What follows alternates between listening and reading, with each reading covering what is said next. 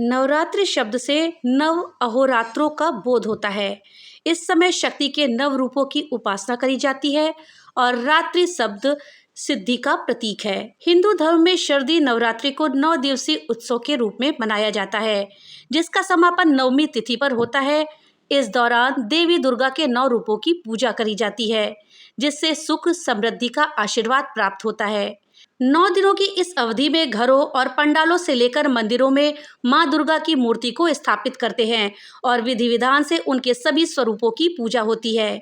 इस दौरान गरबा, डांडिया, मेला और रामलीला जैसे धार्मिक कार्यक्रम भी करे जाते हैं, जिससे देवी प्रसन्न होती हैं। वहीं इस साल माता रानी का आगमन पालकी में होने वाला है, जो सभी लोगों के लिए बेहद ही शुभ माना गया है।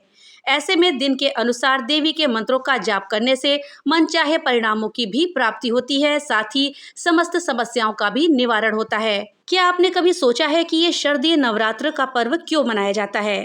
तो दोस्तों, आपको बता दें, हिंदू धर्म में देवी पूजा का विशेष महत्व है। साल में 4 बार नवरात्रि का पावन पर्व मनाया जाता है, जिसमें चैत्र नवरात्रि, शारदीय नवरात्रि और 2 गुप्त नवरात्रि शामिल हैं।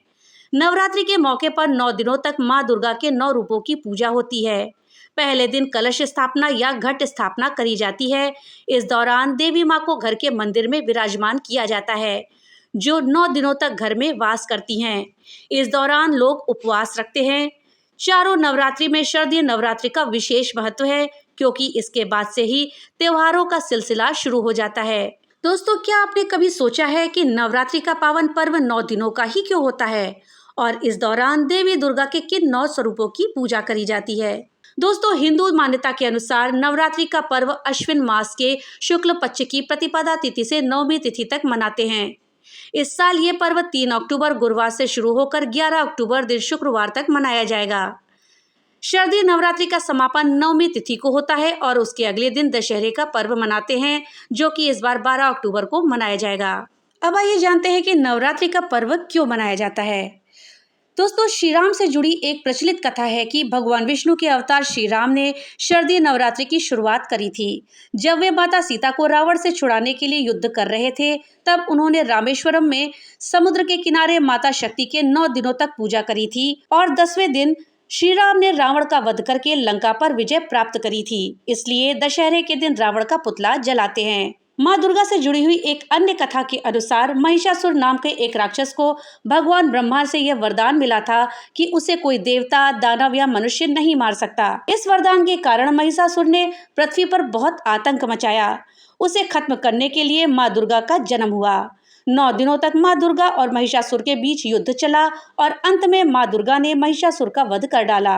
वीडियो में आगे बढ़ने से पहले आपसे एक छोटी सी रिक्वेस्ट है कि अगर अभी तक आपने वीडियो को लाइक नहीं किया है तो कृपया वीडियो को लाइक कर दें और ज़्यादा से ज़्यादा शेयर करें, जिससे कि ये जानकारी अधिकतर लोगों तक पहुंच पाए।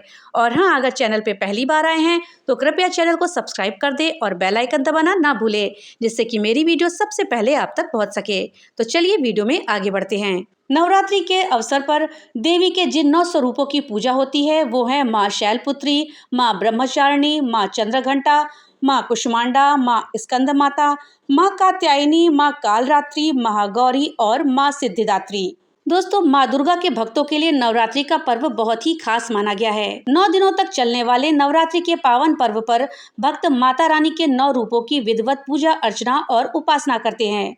दोस्तों, अब आइए जानते हैं कि इस साल 3 अक्टूबर 2024 से शुरू होने वाले शारदीय नवरात्रि में कलश स्थापना का शुभ मुहूर्त क्या है। हमें कलश स्थापना किस समय करनी है?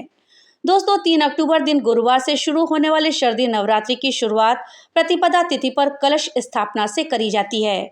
शास्त्रों के मुताबिक घट स्थापना शुभ मुहूर्त में करना ही फलदायी होता है। ऐसे में इस बार कलश स्थापना के लिए आपको 2 शुभ मुहूर्त मिल रहे हैं, जिसमें पहला शुभ मुहूर्त 3 अक्टूबर की सुबह 6:15 से लेकर के सुबह 7:22 तक है।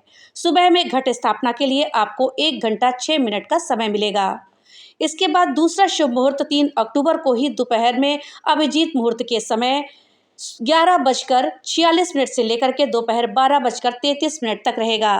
इस बीच आप कभी भी कलश स्थापना कर सकते हैं। दोपहर में आपको 47 मिनट का शुभ समय मिलने वाला है। अब आइए जानते हैं कि घर पर नवरात्रि पूजा की सरल विधि क्या है। नवरात्रि के दौरान सबसे पहले ब्रह्म मुहूर्त में उठ करके स्नान आदि से निवृत्त हो जाएं।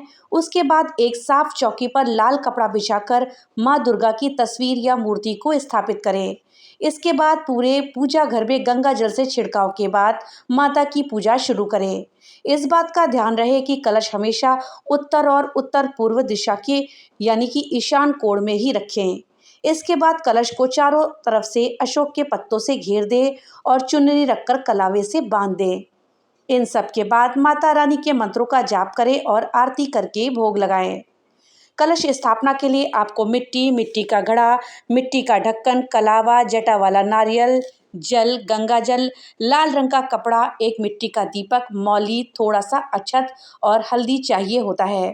और माता की पूजा के लिए आपको माँ दुर्गा की मूर्ति या तस्वीर, आसन के लिए लाल रंग का कपड़ा, फूल, फूलमाला, आम के पत्ते, बंधनवार, पान, सुपारी, लौंग, बताशा, हल्दी की गांठ, थोड़ी सी पिसी हुई हल्दी, मौली, रोली, कमलगट्टा, शहद, शक्कर, पंचमेवा, गंगाजल, नैवेद्य, जावित्री, नारियल जटा वाला, सूखा नारियल।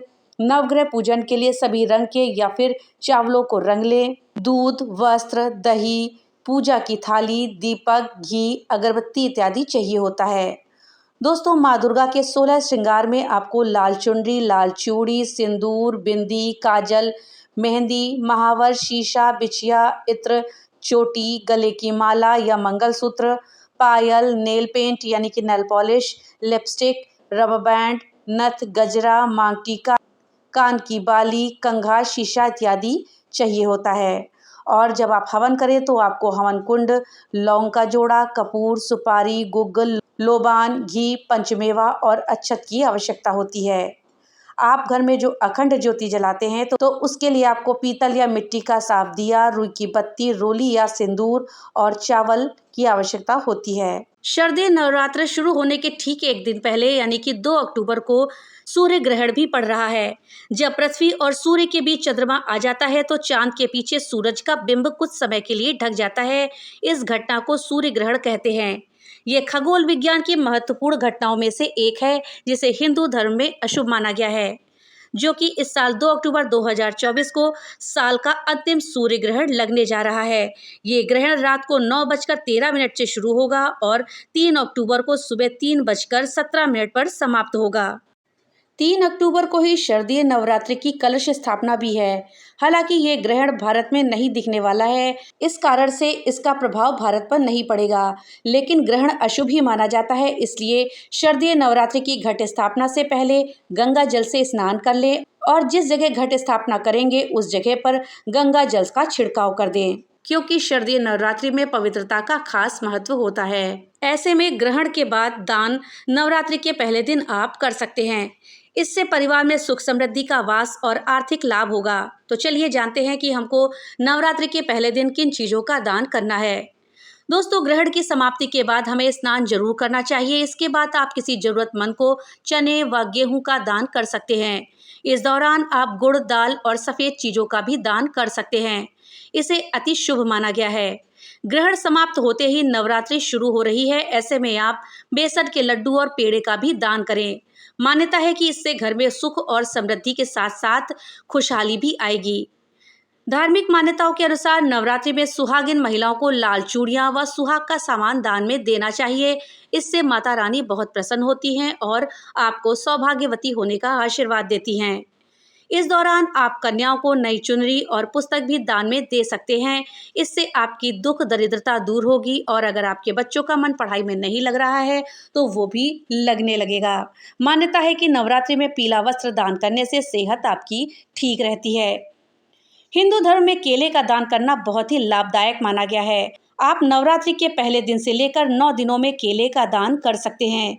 इससे आपको शुभ फलों की प्राप्ति होगी, साथ ही घर में बरकत और धन धान्य में वृद्धि होगी। नवरात्रि के 9 दिनों में माता के अलग अलग स्वरूपों की पूजा करी जाती है। जो व्यक्ति पूरे 9 दिन माता के विभिन्न रूपों की विधि विधान से पूजा करता है उसकी झोली को माता खुशियों से भर देती हैं, साथ ही व्यक्ति के सभी कष्टों का नाश भी करती हैं।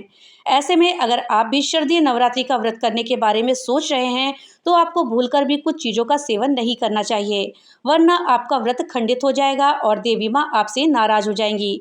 तो चलिए जानते हैं कि नवरात्रि के दौरान आपको क्या खाना चाहिए और क्या नहीं खाना चाहिए। दोस्तों, शारदीय नवरात्रि में सुबह माँ दुर्गा की पूजा अर्चना करके व्रत का संकल्प करने के बाद आप समा के चावल की खीर का सेवन कर सकते हैं। आप इन चावलों में व्रत का सेंधा नमक मिलाकर इसकी खिचड़ी बनाकर भी खा सकते हैं। नवरात्रि के व्रत में आप साबूदाना भी खा सकते हैं। इसे आप मीठी खीर या नमकीन खिचड़ी की तैयारी करके खा सकते हैं। आपको नवरात्रि के व्रत में आलू, मूंगफली, आलू के चिप्स भी खाने चाहिए। इसके अलावा नवरात्रि में कूटू के आटे की रोटी, पूड़ी, नमकीन भी बनाकर खा सकते हैं।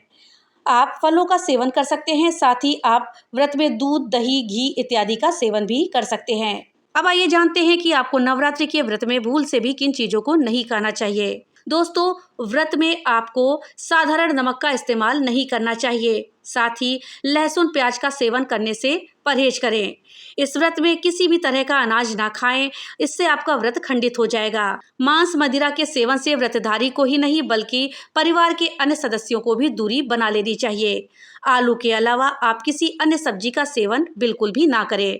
नवरात्रि के दौरान आपको अपने घर में गंदगी बिल्कुल भी नहीं रखनी चाहिए और नवरात्रि से पहले ही घर और पूजा स्थल को अच्छे से साफ कर लेना चाहिए।